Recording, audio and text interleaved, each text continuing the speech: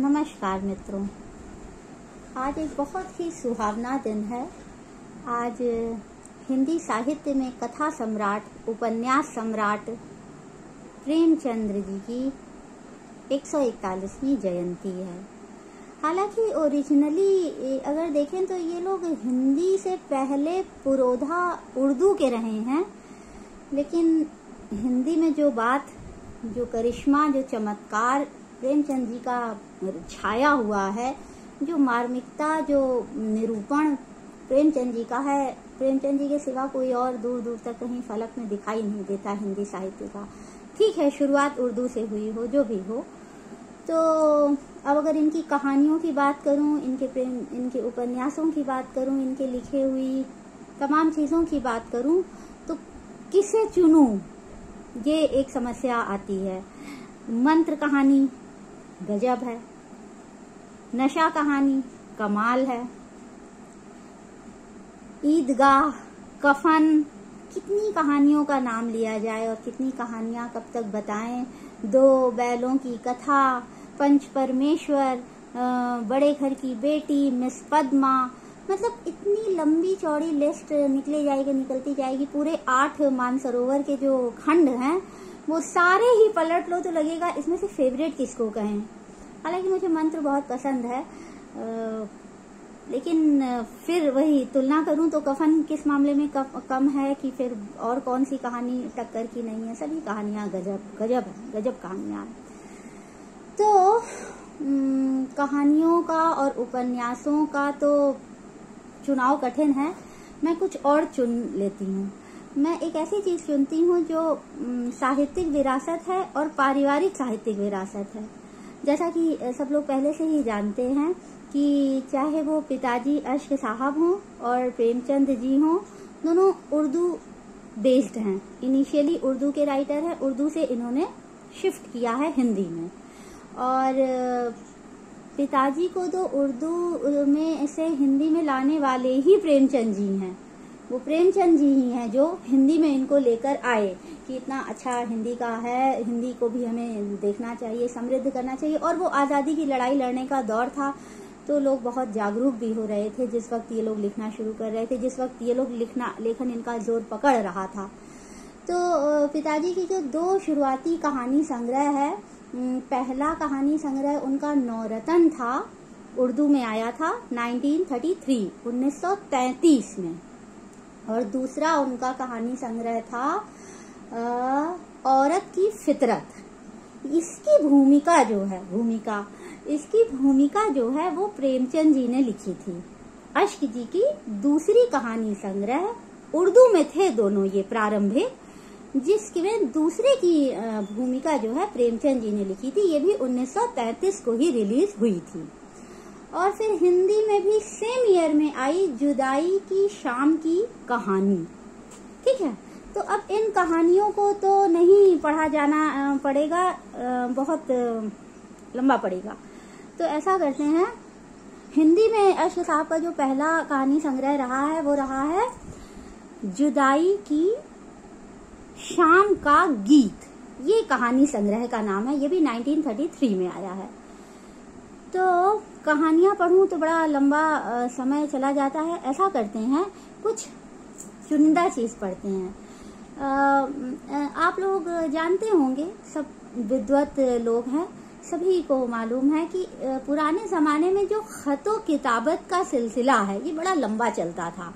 क्योंकि उस वक्त ये तो था नहीं कि 1 सेकंड में ईमेल पहुंच गया और व्हाट्सएप में तस्वीर और लाइव दिखा दिया सब कुछ, ऐसा तो जमाना वो था नहीं। तो खत बहुत एक दूसरे को दोनों रवाना किया करते थे। तो ये उस जमाने की बात है। तो अब ऐसा करती हूँ कि मैं प्रेमचंद जी ने पिताजी को जो कुछ खत लिखे हैं उनमें से एक या 2, जितना थोड़ा सा वक्त मिल जाए, 1 या 2 खत उनका मैं पढ़ने की कोशिश करती हूँ। ये नीलाभ जी की डायरी है और इसमें इन्होंने संजोया हुआ है। देखिए, ये पहले तो मैं तारीख बता दूं, ये काशी से लिखा हुआ पत्र है। सरस्वती प्रेस, 14 फरवरी 1934। अब देखिए, ये सब चीज बड़ी इम्पोर्टेंट है। 14 फरवरी वैलेंटाइन डे है। सरस्वती प्रेस काशी, अभी अभी काशी होकर आई हूँ। काशी का घाट गई तो मैं धार्मिक कृत्य थे कुछ। नीलाभ जी का पुण्यतिथि थी, शांति हवन का भी ध्येय था, तो गई तो मैं धार्मिक प्रयोजनों से थी। रुद्राभिषेक कराना था, तो ये सारे मेरे एकदम निजी प्रयोजन थे। तो काशी में ये पत्र लिखा गया है 14 फरवरी 1934 को, और ये प्रेमचंद जी ने लिखा है पिताजी को। मैं इसे आप लोगों को सुनाती हूँ, देखें। प्रिय उपेंद्र नाथ जी, आशीर्वाद। एक मुद्दत के बाद तुम्हारा खत मिला, जिसे पढ़कर दूनी चिंता पैदा हो गई। लेखकों के लिए ये बड़ी आजमाइश का जमाना है। लेखकों के लिए हमेशा आजमाइश का ही जमाना रहता है, खासकर जब सेहत खराब हो जाए। हिंदी के अखबारों की हालत उर्दू से बेहतर नहीं है। मैं खुद 2 अखबार निकाल रहा हूँ और दोनों में बराबर घाटा आ रहा है। यहाँ तक कि अब जी बेजार हो गया है और मैं चाहता हूँ कि किसी तरह खूबसूरती से नजात पा जाऊं। आपको मैं इसके सिवा क्या मशवरा दे सकता हूँ कि 10-5 अफसाने हिंदी में निकल जाने दीजिए। इसके बाद गालिबन आपसे एडिटर साहिबान अफसाने खुद मांगने लगेंगे और शायद कुछ मिलने भी लगे। मगर हालात निहायत हौसला पस्त करने वाली है। बुक सेलरों का तजुर्बा आपकी जैसा कड़वा हुआ, उससे ज्यादा कड़वा मुझे हो रहा है। वो तीरथ राम मेरे 150 रुपए दबाए बैठा है। 50 रुपए महज अखबारात के उसके जिम्मे निकलते हैं, मगर देने का नाम ही नहीं लेता। देखिए, ये प्रेमचंद जी के हालात हैं। एक दूसरा बुक सेलर लाहौर ही में मेरे करीब 700 रुपए हजम कर जाना चाहता है। अखबारात का यह हाल है और बुक सेलरों का यह हाल। बेचारा लेखक करे तो क्या करे। देखो, एक लेखक दूसरे लेखक को अपना कितना दर्द बता रहा है, कितनी हालत खराब है इस वक्त। मैंने तुम्हारा अफसाना हंस में दे दिया है। कहीं ना कहीं जबान की इस्लाह करनी पड़ी, मगर 10-5 अफसाने निकले बगैर किताब निकलने में भी दिक्कत होगी। और मैं तुम्हें क्या लिखूं? मुझसे तुम्हारी जो कुछ इमदाद हो सकती है उसके लिए मैं हमेशा हाजिर हूँ। तुम्हारा शुभाकांक्षी प्रेमचंद। देखो, ये वो जमाना है और ये जमाना है कि हालात में कोई फर्क ही नहीं है। अच्छा, एक खत मैं और पढ़ती हूँ, हालांकि मैं इसका जवाब देती जो अश्क साहब का था वो भी है। वो नीलाभ जी की एक अलग डायरी है, उसमें है वो पिताजी के खतों वाला है। वो बहुत ही फटे से पेजेस हैं। ये तो फिर भी प्रिंटिंग वाले शेप में रखा हुआ है। एक खत में देखिए और पढ़ती हूँ, साथ ही साथ का है और ये बनारस है। देखिए, इस पहले वाले पत्र में इन्होंने लिखा हुआ था काशी, पर यहाँ बनारस लिखा। ये 2 साल बाद लिखा है, 1936 9 जुलाई का खत है। डियर उपेंद्र नाथ, दुआ। तुम ताज्जुब कर रहे होगे कि मैंने तुम्हारे खत का जवाब क्यों नहीं दिया। बात यह है कि मैं 15 दिन से कैदिये बिस्तर हो रहा हूँ। हाजमे की शिकायत है। जिगर और तहाल की खराबी कोई काम ही नहीं करता। तुम्हारी परेशानियों का किस्सा पढ़कर रंज हुआ। इस महाजनी के दौर में पैसे का न होना अजाब है। जिंदगी खराब हो जा रही है, लेकिन इसके साथ यह भी न भूलना कि गरीबी और मुसीबतों का एक अखलाकी पहलू भी है। वाह वाह, इन्हीं आजमाइशों में इंसान बनता है। क्या बात है। ये खत नहीं है, ये ट्रेजरी है। दिस इज द पूंजी है, ये खजाने हैं सीखों के, सबक लेने के। इन्हीं आजमाइशों में इंसान बनता है। उसमें खुद एतमादी पैदा होती है, कॉन्फिडेंस, सेल्फ कॉन्फिडेंस। उसमें खुद एतमादी पैदा होती है। हिंदी में भी वही कैफियत है जो उर्दू में है। किताबें बिकती नहीं।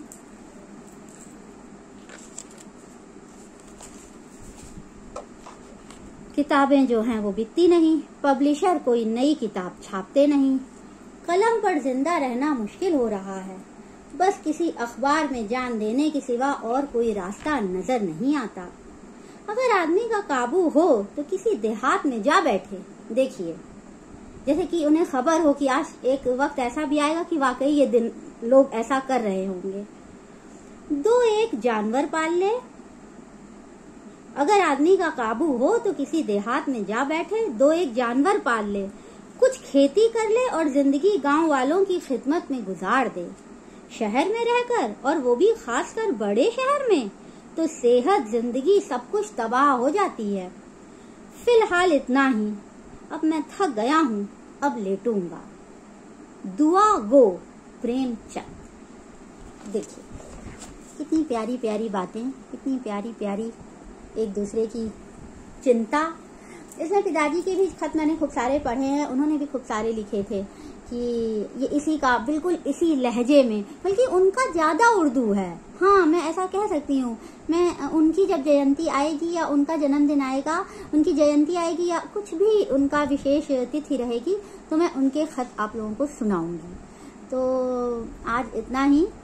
ये 2 खत जो है मैं अपने आप को रोक नहीं पाई, क्योंकि अभी अभी बनारस से आई थी और बनारस के हाल बड़े मतलब पंडा पुरोहितों को देख देख कर मैं समझती हूँ पितृपक्ष कहानियों में मैंने जितना गरियाया था पाखंड को, पंडिताई के पाखंड को, उसे कहीं ज्यादा जरूरत है और गरियाने की।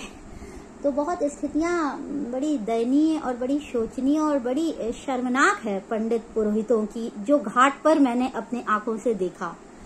और ये बनारस से ही दोनों पत्र लिखे हैं, और जगह से भी लिखे हैं, इलाहाबाद से भी खत लिखा हुआ है, और कई सारे हैं, 7 के करीब है। नीलाभ ने कहा था 25-30 हैं, मेरे ख्याल से वो नीलाभ प्रकाशन के दफ्तर में है, बाकी यहाँ तो 2 ही 4 हैं। दफ्तर में पूरे पूरे बंडल रखे हुए हैं दोनों के, वो हैंड रिटन, वो मैन्यूस्क्रिप्ट जिसे कह सकते हैं, वो हाथ की लिखी हुई लिखावट है। तो आज जयंती के इस पावन अवसर पर उनकी अनगिनत कहानियां, उनके अनगिनत जज्बात, उनके एहसासात सबको आत्मसात करते हुए बहुत शुभ हो सबको, और वो जहाँ भी हो उनकी कालजयी कलम उस अमर युग पुरुष की हम सबको आशीष नवाजे, हम सब अच्छा लिखें, बेहतर लिखें और सब खुश रहें, और हमेशा उन्हें याद रखें, उनकी तकलीफों को याद रखें और अच्छा इंसान बनने की कोशिश करें। अच्छा लेखक बन खुद ही जाएंगे अगर अच्छे इंसान होंगे। जब मन में कलुषता भरी रहेगी, वैमनस्य रहेगा, ईर्ष्या द्वेष रहेगा, तिड़ीबाजियां और गुटबाजियां चलेंगी, तो अच्छा ना इंसान कोई बन सकता है, और लेखक तो फिर बहुत दूर की बात है। ये प्लान्ड लेखक और ये जो प्रोजेक्टेड लेखक होते हैं, ये वो लोग नहीं हैं। ये प्रेमचंद साहब वो लोग नहीं हैं जिन्हें प्रोजेक्ट करके पेश किया जा रहा है, ये लीजिए आप हजारों के कुर्ता पहन के और लाखों की कार में उतरिए तब आप लेखक कहलाएंगे। No no no, they were not the person like that. तो ऐसे लोगों को हम बहुत विनम्रता से एक बार नमन करते हैं, प्रणाम करते हैं उनकी लेखनी को। वो हम सब पर आशीष बरसाते रहें। हम सब उनके लिखे से, उनके व्यक्तित्व से, उनके कृतित्व से बहुत कुछ सीखें। बहुत जरूरत है आज की सोसाइटी में। नमस्कार।